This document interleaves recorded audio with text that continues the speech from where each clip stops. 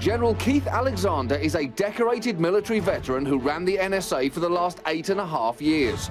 During that time, he faced questioning from the highest-ranking officials in the land. But now he would face the opposite of that. So first, General, thank you so much for sitting down with me.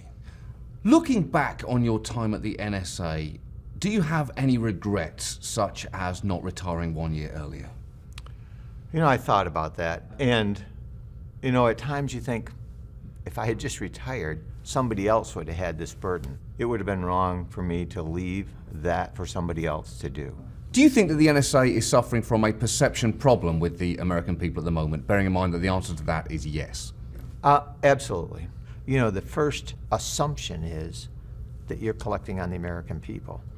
And therein lies the problem, because the reality is the target is not the American people. No, the target is not the American people, but it seems that too often you miss the target and you hit the American person standing next to it going, whoa, whoa, him! But you see, we're not just out there gathering U.S. communications, listening to their phone calls or collecting their emails. But that's the first thing that people jump to. But you are out there doing that. You're just saying you're not then reading them. You are gathering that data. No, so in terms of going after U.S. infrastructure or sitting here in the United States, you know, talking to A and B, talking in the United States, we aren't collecting that. We don't collect that. We do collect the metadata, a to-from number, date, time, group, and duration of a call. That's all that's in there. But that's not nothing. No, that's not nothing. Significant information, otherwise you wouldn't want it. Is this the argument then that to get the needle you need the haystack? Well, that's part of the argument. Right, but people's concerns, I think, are that you're not just taking the haystack, you're taking the whole farm and the county and the state, and you've now got some photos of the farmer's wife in the shower as well. So NSA is not allowed to go do that on its own. It has oversight. And so what the courts, Congress, and the administration do is say, if you're going to do this, it has to comport with the Constitution. So the question I think the American people really have to ask is, are we doing the right things to protect the nation and our civil liberties and privacy? I am the biggest advocate of freedom of the networks, internet, and if we could come up with a way of segregating all the terrorist communications, one, it would really help us and protect our civil liberties and privacy. And you know, there was a great statement by somebody, you could probably get this into a part of that. You know what we really need to do is all the bad guys need to be on this section of the internet. And they only operate over here. All good people operate over here. All bad guys over here. Are you talking about Pinterest? No, you know, bad guy. Oh, I thought you meant all the worst people in the world in one area, so I thought you were talking about Pinterest, because that seems to be where they kind of assemble. Oh, could be. They are the worst people.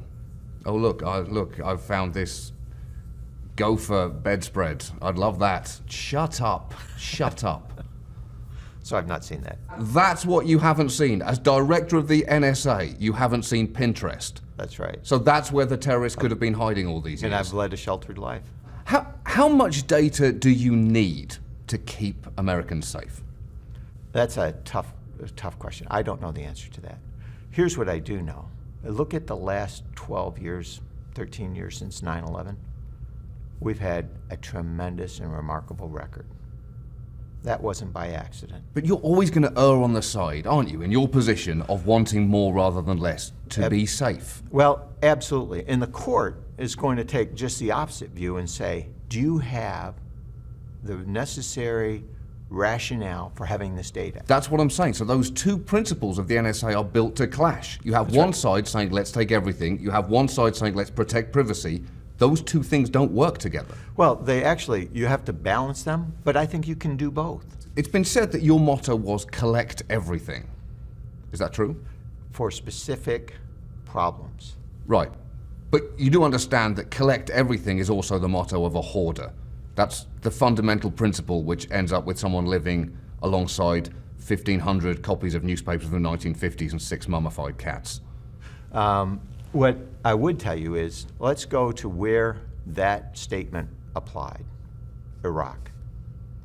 And the situation was 2006. And the issue was the number of casualties for us and our allies was rising. In your mind, has the NSA ever done something illegal? In my time, no. Not that I know of. You know, one of the most impressive things that I've seen in my career was people who've made a mistake that could be a huge mistake stepping up to say, I made a mistake. And in every case, to my knowledge, everyone except for 12 individuals stepped forward at the time they made those mistakes. Right, but you can't say everyone except for 12. Right. That's like saying I've never killed anyone apart from those 3 people that I have buried under my patio at home. The issue is, I think the key issue is that I was trying to make is, in every case, we reported. In some cases, those who made a mistake didn't report but were still caught. Why should the American people trust the NSA? Well, from my perspective, because of what they do to protect this country every day. These are good people trying to do the right thing. Right, but much of your reassurance there is based on your own moral code. The idea of you thinking, well, I wouldn't abuse this power, so why would anyone else? I would. If I had access to that kind of information, I would abuse the hell out of it. I'd be looking up information about everyone that I knew. I know that. Everybody who goes through the training, they'd say, John, here's the deal. You're going to get access to this data. But you can't use it for these things, you can't use it for this, and you can't use it for this. Sure, I definitely won't do that. Where's my computer? Right, and so as soon as you get on the computer, what Yep. happens, Sure. you type in, What's her name? God, she screwed me over so bad. boom, Where's her and boyfriend? you hit return, There. and Oh, you bitch! Oh my God! Oh my God!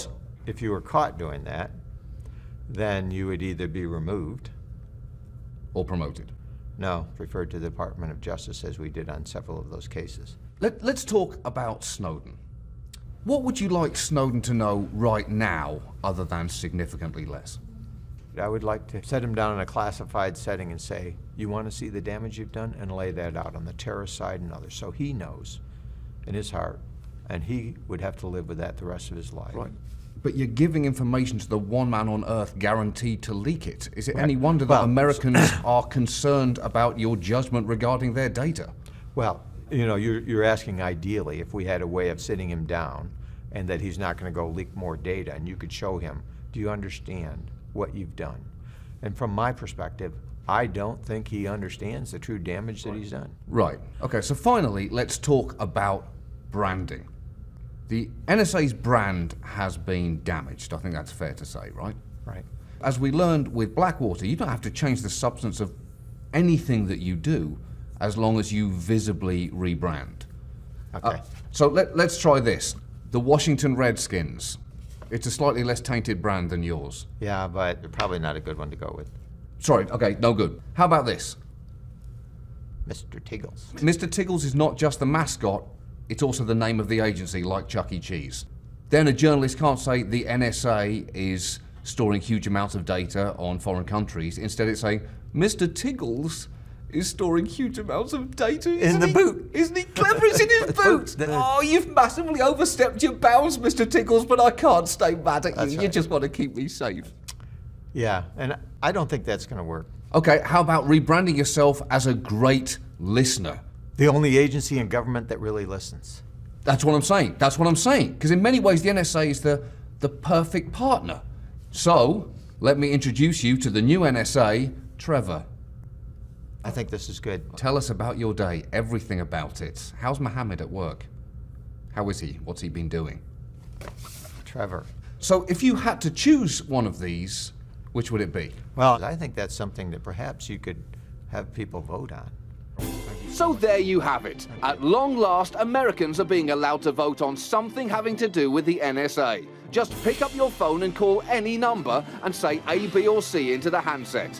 Don't worry, your vote will be collected.